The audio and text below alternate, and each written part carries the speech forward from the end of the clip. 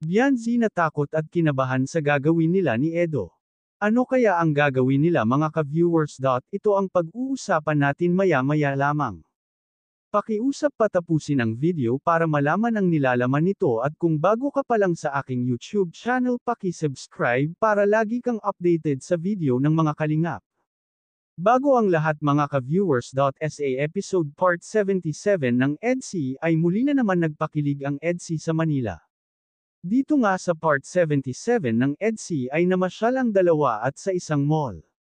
Dito nga ay may gustong sakayan si Edo sa isang mall yung dahan-dahan kang tinataas tapos dahan-dahan ka rin ibababa. Dito nga ay natakot at kinabahan si Bianzi sa sasakayan nila dahil sobrang mataas ito. Bigla tuloy na sabi ni Bianzi na safe ba tayo dyan, nakakatakot naman sumakay. Pero mapilit si Edo at hinila niya si Bianzi na sumakay.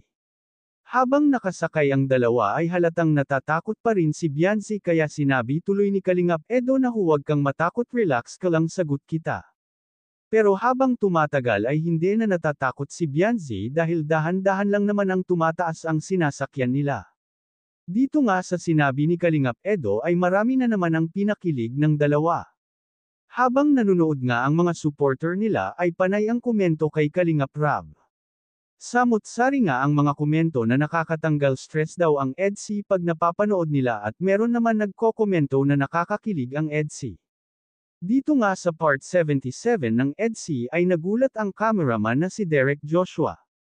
Si Derek Joshua kasi ang inutusan ni Kalingap Rab na kunan sina Bianzi at Edo dahil si Kalingap Rab nga ay may meeting pa sa Velvet Box. Dito nga ay namangha ang cameraman dahil akala daw niya ay may babasahin pa na script ang dalawa. Dito nga ay gulat na gulat siya dahil kung ano ang nasa puso ng dalawa ay iyon na ang sasabihin.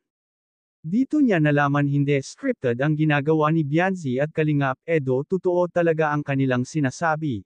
Maraming ang nag-comment na kung totoo na daw na mag-jowa na si Bianzi at Kalingap Edo dahil marami pa rin ang naguguluhan sa dalawa. Pero sinabi naman ni Kalingap Rab na kung ano daw ang nakikita ay iyon na daw yun, kumbaga parang walang linaw ang sagot, marami pa rin kasi ang naniniwala na hindi pa sila magjowa, ayun lang ito sa mga komento ng iba. Hanggang dito na lang muna ang update ko mga ka-viewers, huwag natin kalimutan suportahan ang ama ng Kalingap na si Val Santos Matubang at ang kanyang anak na si Kalingap Rab at ang munting channel kong ito. Maraming salamat po, God bless sa inyong lahat.